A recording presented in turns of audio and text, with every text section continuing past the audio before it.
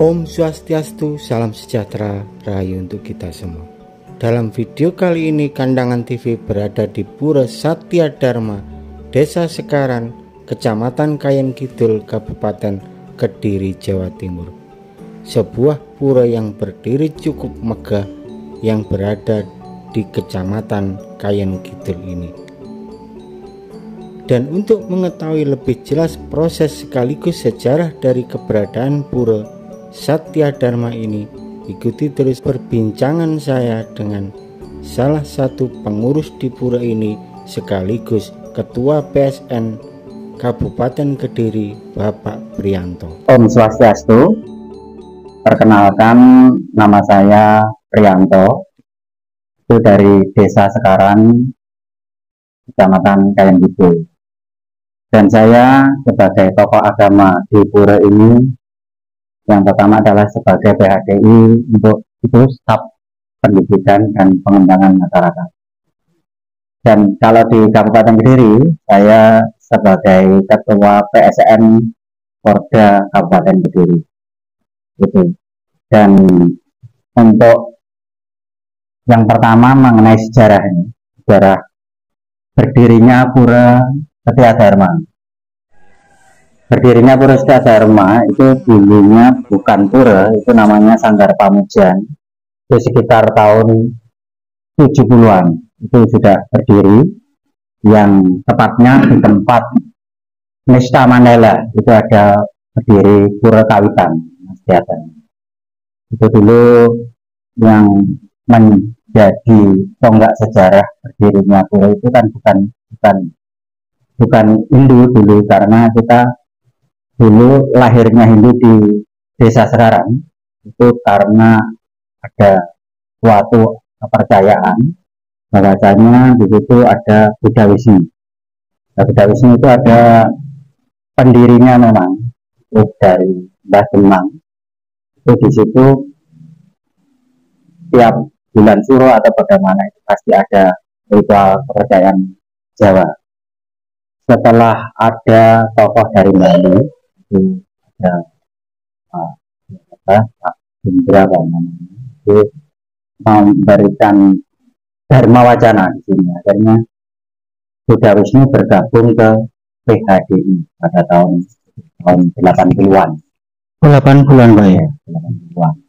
Terus di situ pernah terjadi beberapa ketua parisade. Yang pertama itu tempat kalau umat Hindu di Desa Sekaran itu situasinya banyak sekali dulu dari kakek nenek saya itu memang Buddha Wisnu terus beralih ke umat Hindu. Itu hampir 80% umat di Desa Sekaran itu. Terus dulu karena ada suatu ya, kalau misalnya membuat surat atau bagaimana itu kan sulit mantok. Memang misalkan ya, kesulitan administrasi Bang. Ya. Misalnya orang mau nikah dengan lain agama, itu kan harus mewakili, harus bertanda tangan. Akhirnya dibel pada istilahnya sak kakaknya pindah agama. Jadi semakin lama semakin berkurang. Tapi Astongkara sampai sekarang masih bertahan 119 kakak. Itu untuk satu desa Pak? Satu desa. Kalau 119 kakak, kalau jiwa pilihnya pada waktu pilkada seperti ini, itu 350 sampai 400 untuk jiwa pilih. Nah, yang 17 tahun ke atas. Itu termasuk yang Hindu saja. Jadi kalau misalnya untuk untuk politik atau untuk pildes ini kan banyak. Kurang lebih 400 jiwa pilih itu tadi Pak. Iya, seperti itu. Jadi seperti pilihan kepala desa ataupun caleg-caleg ataupun untuk pilpres atau sebagainya. Ini adalah suatu momen yang baik untuk politik. Tapi Astongkara kalau di pura ini kan netral, nggak boleh politik berkampanye. Betul ini. Itu sejarah pura ini Pak, kok dari Sanggar Pamujan bisa menjadi pura segini megah itu gimana Pak awalnya? Sejarahnya gini, kalau waktu dulu itu mau tahun 98 itu pernah pura kawitan pura kecil itu menghadap ke timur di sana, tepatnya di dapur itu. Ada panglurahnya menghadap ini tapi kecil. Terus terus 12 tahun 2000 sebelum kan tanahnya cuma sedikit, ada pura kecil, ada utama mandala kan dibalik, terus candi bentarnya tinggi seperti itu. Terus belakangnya itu ada namanya lampiran seperti ini, tapi tertutup. Kalau misalnya hujan tidak di pura Padmasana itu ya sih dalamnya di dalam ruangan itu Pak. Ya, ruangan itu yang dulu yang melaspas dari militer. Dari militer yang melaspas waktu pura kecil itu 98 itu luas tanah berapa Pak dulu awalnya? Tanahnya luasnya luasnya tanahnya kira-kira ya pinten Mak? Berapa? 40 ru dereng wonten ya niki kan 60 ru nih sak menika itu 20 ruan berarti di awalnya cuma 20 ru Pak ya.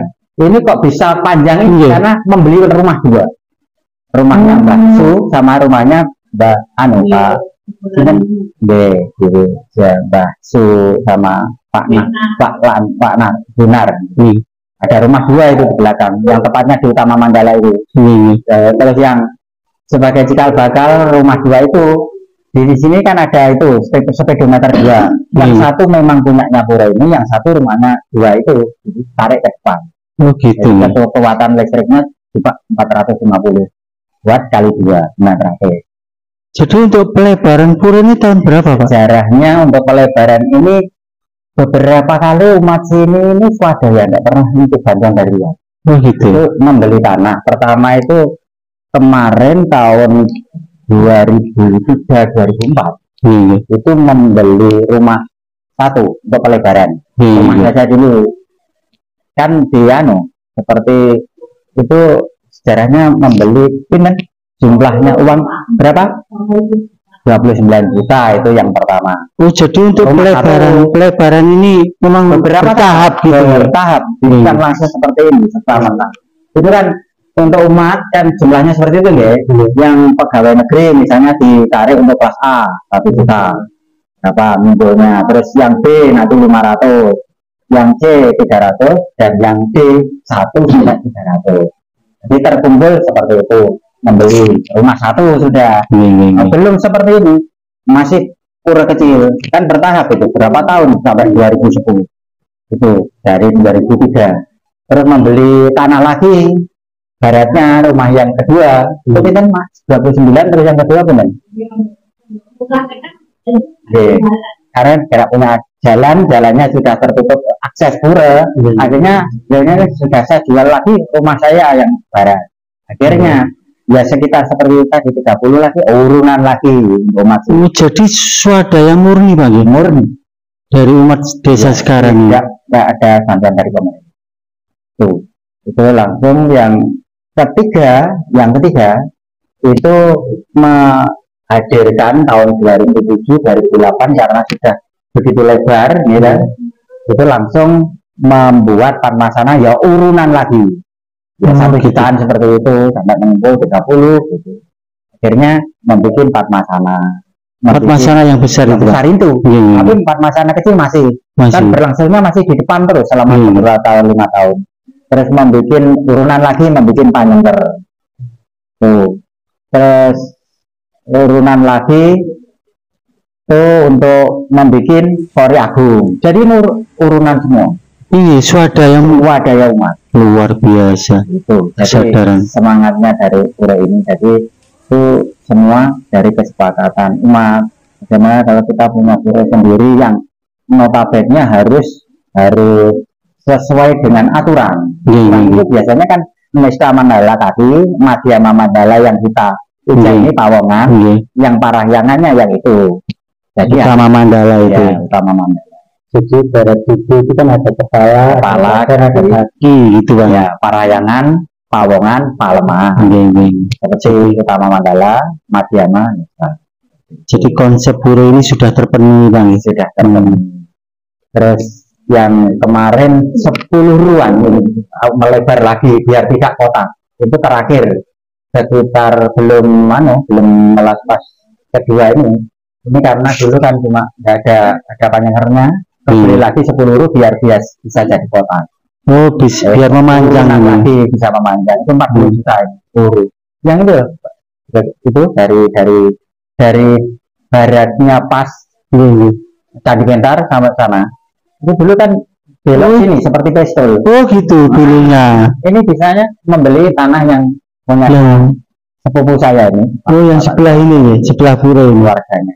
Biar bisa jadi kota. Itu urunan itu kira-kira urunan itu sudah 5 kali. Dari ini mau melakpas urunan lagi. Tapi masih ada yang kurang Pak. Apa? Lahan parkir kayaknya. Lahan parkirnya karena umat di sini membludak biasanya di situ halamannya itu sepupu saya itu ada rumahnya Mak Yah itu di sana, mobil-mobil masuk sana terus selatan situ. Karena yang saya pernah ketahui Pak ya, dan tidak hanya umat dari Kediri yang nangkil ke sini, dari Bali juga banyak, apalagi yang pakai bus-bus besar itu Pak ya. Nah itu yang jelas kan butuh lahan parkir. Ya semoga ke depan nanti ada selenggara nanti bisa terlaksana. Itu jadi sejarahnya seperti itu. Terus kemarin ngentekling ya, ngentek di tahun 22 tanggal berapa 10 Agustus itu barusan. Berarti ini sudah dientekling ya Pak ya? Sudah. Satu-satunya pura di Kabupaten Kediri. Ya itu yang ada prasastinya. Sudah ada. Tidak nabi dari Jagat mana itu? Tuh, luar biasa. Berarti untuk Pura Satya Dharma ini sudah ngentekling Pak ya? Luar biasa. Karena apa? Kemarin waktu ngentekling kan juga berbarengan dengan peristiwa tas di sini. Dari 350 dari Makassar itu kan tuntas untuk dilingkupkan di Rong 3 atau Kamulan atau Padarman gitu ya. Oh ya di sini. Ya yang paling selatan. Kalau nanti bisa untuk mengambil dokumennya. Oh berarti untuk pura ini juga menjadi pedarmaan umat di desa Sekarman. Luar biasa. Tidak punya candi, tidak punya Rong 3. Untuk yang di rumah otomatis sudah yang di makam itu yang dititipkan di Pertiwi itu sudah diboyong semua. Sudah diintas semua Bang ya. Sudah diapen semua. Yang baru-baru ini seperti nanti program kita ke depan kan 10 tahun kah, 12 tahun kah, diintas lagi. Gitu ya. Luar biasa. Atau kemungkinan nanti kalau karena apa pertimbangannya kalau di sini semua kan tiap hari itu ada kegiatan. Maksudnya seperti waktu Kliwon itu pasti 5 hari kan pasti ada Taman Sari, terus apa itu seperti cawisan, kunjungan, seperti itu kan di situ di Rong 3. Jadi umat merasa punya tanggung jawab di pura. Punya tanggung jawab karena leluhurnya yang dimakam sudah dipindah. Luar biasa. Jadi ini salah satu solusi untuk kita di Jawa Bang. Jadi memang karena kita rata-rata belum punya sanggar Rong 3. Baiknya itu pura dikasih Rong 3 Bang. Rong 3 ada panjangkernya sendiri itu. Oh gitu ya. Ada dalam itu kan. Ada panjangker sendiri. Dan dia bergerak di yang di. Leluhur kita sudah amati aran, dia tidak punya nama. Iya betul. Karena sudah disisihkan dari Badan Warga, Badan Kasar, terus Sukma Sarira, Atma Sarira. Atman dia. Dan yang suci diturunkan kembali kan gitu Bang. Ya, seperti kebiasaan Mas ini kalau tidak misalnya tidak kirim cawisan di sana kurang atau di rumah itu pasti kesini. Sekarang di pura ini tiap hari itu luar biasa. Berarti pokoknya segiliran lah Pak ya, nggak pernah sepi lah. Geblake di ini itu kan gitu dia. Sampai 350 hari kan penuh tiap hari kan. Tradisi Jawa itu kan masih ada istilah geblake itu ya. Pak untuk kegiatan umat secara umum Pak setiap hari apa saja? Tiap umum. Kalau di sini itu tiap hari Selasa malam Rabu itu pemuda dan pasraman. Oh, jadi ada kegiatan pemuda sendiri, Bang? Ya, ada Bantennya, ada persembayangan juga. Untuk kegiatan pemuda. Selasa malam Rabu sore jam 6 sampai jam setengah 9 sampai jam 8. Luar biasa. Terus kalau Jumat malam 1 acara bapak-bapak. Beda lagi, Pak ya? Beda lagi, itu juga ada Bantennya, ada pemangkin, ada upacaranya juga, Pak. Dan untuk mengikat itu ada arisannya. Oh gitu. Ya, kalau yang nanti yang dapat undian, nanti kan dia membawa Banten itu, mempersembahkan Banten lah istilahnya, Pak. Terus Kliwonan, kelas Kliwon, dari sekarang Kliwon, malamnya itu kegiatan Purnama juga, dan Purnama film. Nanti kan Purnama film, nanti ramai di sini kalau mau ambil gambar atau kegiatannya. Jadi kegiatan Purnama film nanti. Purnama film, Purnama sisi. Untuk pembinaan mental, Pak, dari generasi anak-anak sendiri seperti apa, Pak? Pembinaan generasi anak-anak sini ya lewat pasraman itu. Pasraman itu biasanya kalau sore seperti itu, kalau hari Minggu atau biasanya hari Minggu, misalnya kan ada materi-materi dari ini itu guru dari sini yang ada tari-tarian, misalnya tari emong atau tari apa, tari kreasi, tari untuk mengiringi apa? Rejang Dewa, Gambyong. Ada ini ibu-guru penarinya. Iya. Terus seperti kegiatan ini gamelan. Itu juga ada. Satu tim juga ada untuk pasramannya. Kita berikan kemarin waktu di sana di Dharma Santi. Itu dari sekarang tuh. Oh, itu dari sekarang, Pak ya. Selain selain kabupaten.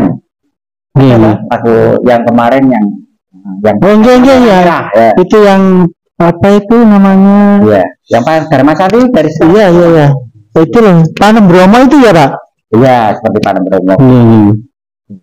Dan untuk berganjur juga ada. Sekarang Praga itu juga binaan dari pasraman untuk materi. Jadi di samping satu lagi dari anak-anak sendiri, apa pernah mengikuti perlombaan seperti Pusawat Dharma kita? Ya, itu pasti. Pusawat Dharma kita kan kebanyakan sekarang yang punya. Kemarin berapa piala kemarin yang diboyong ini ada 987. Itu tingkat kabupaten maupun tingkat provinsi juga mendapat. Pernah mendapat juara berapa? Kebetulan anak saya kemarin si Sandi itu juara harapan 1 Dharma Wacana tingkat provinsi. Terus waktu Sloka Dharma Wacana juara 1 tingkat kabupaten. Terus kemudian yang itu Sandi. Terus yang lainnya juga seperti adiknya Maden ini kan itu Thailand itu juga mendapat harapan 3. 1 Amel itu mendapat juara semua 5. Luar biasa. Ada 7. Terus alat debat itu juga dari sekarang. Debat yang kemarin di provinsi di bandara. Jadi banyak di Pura Jalasidi itu ya. Mana? Pura Jalasidi apa itu Surabaya itu? Jasa. Oh iya, Jasa itu. Jalasidi Amerta. Oh, waktu lomba di sana itu, Pak? Bukan. Tingkat provinsi tapi di bandara loh kemarin. Anak-anak sini mewakili Kabupaten Kediri untuk berlagak di provinsi di bandara kemarin. Tapi yang diambil untuk ke nasionalnya yang dari Surabaya semua, karena di sini tidak dapat juara 1 seperti itu. Tapi dapat juara harapan itu, Pak. Juara 3, harapan 1, dan Dharma Wacana bahasa Inggris juga mendapat kemarin Mbak Maden. Terus, monggo, apa malah? Itu lagi, Pak.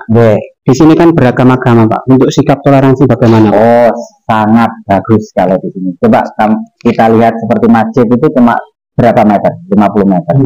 Itu ADI sekarang sedang melaksanakan. Di situ NU. Terus itu beberapa indikator. Tadi desa sekarang satu-satunya desa di Kabupaten Kediri yang mendapat peringkat sebagai desa sadar kerukunan dari prasasti yang di Barat Desa kalau bisa di tanda tangannya Ibu Kofifah Indar Parawansa dan Mas Bupati. Karena indikatornya di sini satu, tidak ada konflik. Dua, tiap 1 tahun untuk memperingati hari besar agama itu saling menghormati. Kalau besok misalnya hari Natal itu semua umat Hindu masang embul-embul semua. Baik, terus Muslim juga demikian. Idul Fitri juga demikian. Nyepi juga demikian. Peraturan desa. Terus yang kedua, indikator yang kedua. Ini tidak ada konflik ya. Karena perangkat desanya itu diambilkan dari unsur agama. Jadi semua unsur agama diambilkan perangkat. Seperti Pak Kaur Pembangunan itu agama Hindu Pak Triyono, yang kebetulan beliaunya juga duduk di sini sebagai Parisade Desa Pembangunan. Pembangunan. Jadi bagian pembangunan, kepala pembangunan. Terus untuk BPD-nya itu juga diambilkan unsur agama. Misalnya dari agama Hindu, saya juga sebagai BPD unsur Hindu. Yang Muslim nanti ada Bapak Arianto, yang Kristen ada Bapak Sukarlan, yang Katolik ada Mbak Siska. BPD-nya juga diambilkan unsur agama. Jadi untuk menentukan program pemerintah juga dari perangkat juga ada. Terus uniknya lagi untuk perada ya, perada itu suatu ikatan di desa namanya Karang Taruna. Itu kan Karang Taruna Akabonjo. Itu kalau disingkat Api Karep Bondo Cukup. Itu lambangnya juga 5 agama. Oh gitu Pak. Kaosnya. Diambil dari unsur agama. Jadi tidak ada konflik. Semuanya mendukung, pemudanya mendukung, saling menghormati, saling tokoh agamanya mendukung. Jadi dari pihak pemerintah desa sendiri juga memang memberikan ruang untuk komunikasi antar umat beragama ini secara baik Bang. Ini Mbak Pak Mangku atas bincang-bincangnya. Semoga ke depan kerukunan di sini semakin baik, semakin menjadi contoh untuk kerukunan di Kediri Pak ya. Sebagai desa moderasi kalau ini. Dan sebagai peringkat tadi desa. Mbah Nun Pak Mangku. Swastiastu. Swastiastu. Santi Om.